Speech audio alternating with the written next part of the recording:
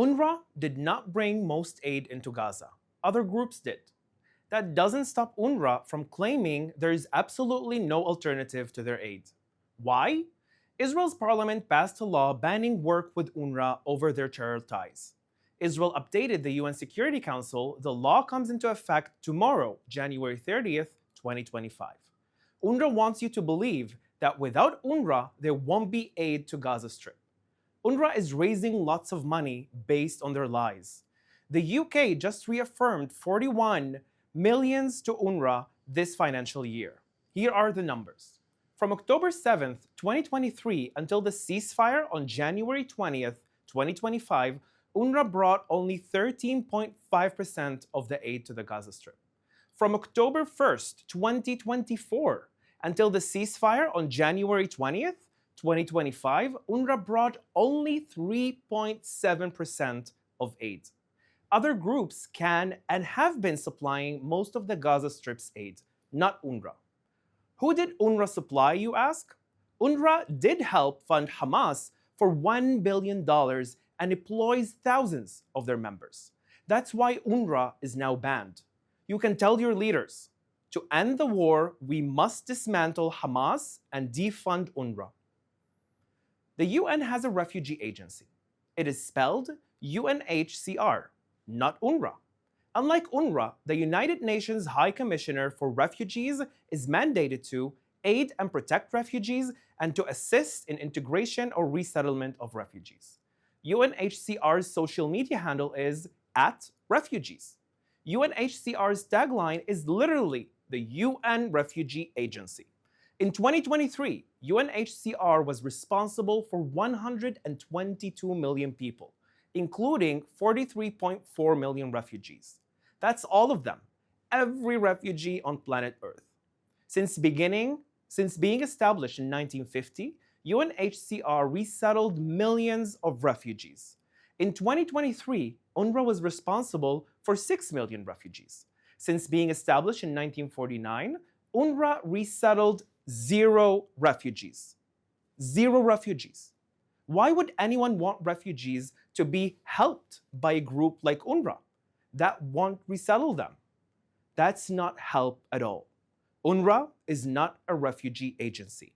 Anyone who cares about actual refugees should welcome UNRWA's closure. The sooner, the better. Now, let's take some questions from our audience watching live on social media. Thank you, Jonathan. Our first question comes from Instagram. Can you please update us on the situation in Lebanon? Well, the situation in Lebanon is still on an ongoing ceasefire. The U.S. has officially stated that the ceasefire is going to be extended into February in order to make sure that, one, the Lebanese government will do its job in order to make sure that Hezbollah can rearm, regroup, and resettle again on the Israeli border. Also, Hezbollah, we can see in the latest month, have breached many times the ceasefire with Israel by not really amending or standing by the ceasefire agreement, where they should have started to dismantle and go northern than the Litani River, and also to bring all their weapons to the Lebanese military, where the Lebanese military should actually be the one responsible for all the territory, not Hezbollah. But also, latest news in Lebanon comes where a Lebanese officer it was reported a Lebanese officer gives a lot of information to Hezbollah on whether, when, and where they can relocate their missiles and their ammunition. This is something that is super serious that needs to be taken into considerations on how we should move on with this ceasefire. The Lebanese government, that you can say is now officially reformed, with a president that was elected and also a prime minister that is now officially acting as the prime minister of Lebanon and not a temporary government, need to take action in order to make sure that this ceasefire deal that was signed between Israel and Lebanon will continue not just to be a regular ceasefire, but a peace agreement between these two countries, where Hezbollah can't rearm, can't resettle, and can't try to do October 7th again like they plan to do it. This is the upcoming latest news that we know from Lebanon. Thank you. Our next question comes from Hillary on Instagram. Do you think there's any potential benefit to President Trump's suggestion that Gazan civilians be relocated to either Jordan or Egypt? Thank you very much, Hillary, for the question. I think President Trump wants to make sure that, first and foremost, a lot of these civilians that are returning back to their places and they actually don't have any places to resettle in because their homes were destroyed because Hamas used them in order to attack Israel and Israeli troops, or hiding other infrastructure for the Hamas terrorist organization. I think that this is the beginning of the, or the thought about the plan is to resettle them in these territories again before they can being able to return to their homes after they're finished. But the most important thing that also I think President Trump and all of us needs to make sure that Hamas can't continue to rule Gaza the day after everything finishes. After we get back all of our hostages, Hamas needs to be dismantled 100% and to make sure from a local leadership to grow up inside of Gaza, and hopefully they will go on to de-radicalize the Gazan society that has been radicalized throughout the almost 20 years that Hamas has been ruling the Gaza Strip. Thank you. Our next question comes from Adam on Instagram. Why has the Lebanese army not done what they're supposed to do? Is it because they can't or because they won't? Thank you very much, Adam, for your question.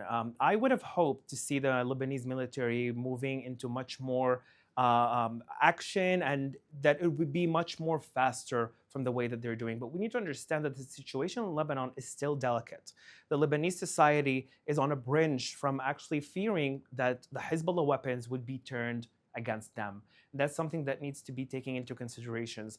Both the president and the prime minister of Lebanon has said in latest interviews or speeches that they have done that at the end of the day, the only person or the only group that could or should hold weapons in Lebanon is the Lebanese military. And also we heard in the latest news cycles in Lebanon that there has been one tunnel that moved from Hezbollah to the Lebanese military in order to make sure that it's under the Lebanese authority and not under Hezbollah.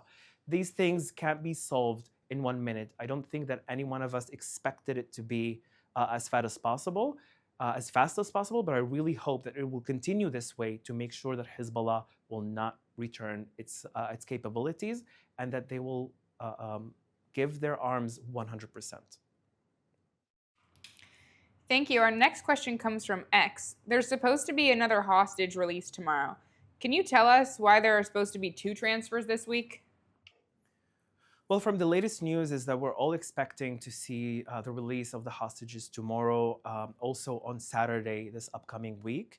One of the reasons is that Hamas, at the end of the day, breached the ceasefire deal. First of all, the ceasefire deal, what the agreement was that Hamas would release the kids and also any civilian that is not military personnel, while they decided to breach that agreement and released 4, we're really happy to have them back home, 4 soldiers that returned last Saturday. Because of that, Israel has held Hamas accountable for the breach of the ceasefire deal, and thus it basically demanded to have the hostages released earlier in order also to give permission for Gazans to go back to the north of Gaza. We need to make sure that Hamas releases all hostages. In my opinion, it doesn't matter who comes first and who comes last. They need to release them all now. This is what we all should demand. That's something that I think Hamas knows that they're under a lot of pressure and they will not continue to play with this anymore. Thank you. Our next question comes from Marjorie on Instagram. Do these new leaders in Lebanon have any known ties to Iran?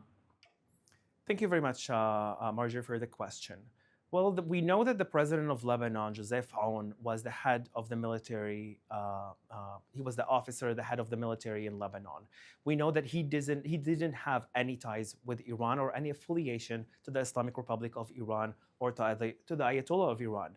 Moreover, he was really anti-Hezbollah throughout his whole reign inside of the Lebanese military, where he worked in order to try and maintain as lower as possible activity of Hezbollah in the Lebanese territory. So we know 100% that he's really, in his vision, looking forward to dismantle Hezbollah from their weapon capabilities. On the other hand, there was some news cycles about the new prime minister of Lebanon that he had ties with Iran. although he did also speak against Hezbollah numerous times, not just lately. But this is something that at the end of the day really gives hope to many Lebanese and also hopefully for Israelis to see the day that these two personnel in Lebanon, the new leadership of Lebanon, would actually look on what matters to Lebanese first instead of what matters to the Islamic Republic of Iran. They need to finally cut these ties with the Islamic Republic of Iran 100% so Lebanon could be again the Switzerland of the Middle East. Thank you. Our next question comes from YouTube. What's the mood in Israel regarding the hostages? Well, I can say that all of us are really sitting on our nerves because we're really looking forward to see every one of our hostages back to their homes and to their families. And also we know that there are hostages that some of them have been executed by Hamas in the Gaza Strip. Some of them were dragged as bodies in order to bring the day where this bargain deal was signed with Hamas. They took them in thoughts of making this ceasefire agreement to release many terrorists from Israeli prisons that have blood on their hands, that have executed and planned dozens and hundreds of terror attacks against Israelis, or they themselves were participated in a terror attack against Israelis. So on one hand, we are super excited to see every one of them return back home to their families. On the other hand, we also know that about 80% of these terrorists that are released are going to be back in active duty in terrorism against us one day. So we're really looking forward to see what happens with that. But we are really, I think I speak to every Israeli and every decent human being that I know, that we're all have been waiting for the day to all of the hostages that are in Gaza to return back to their families. This is today what we're looking for, that this ceasefire would be held by Hamas and that they will all return back to their families. Thank you. This is our final question.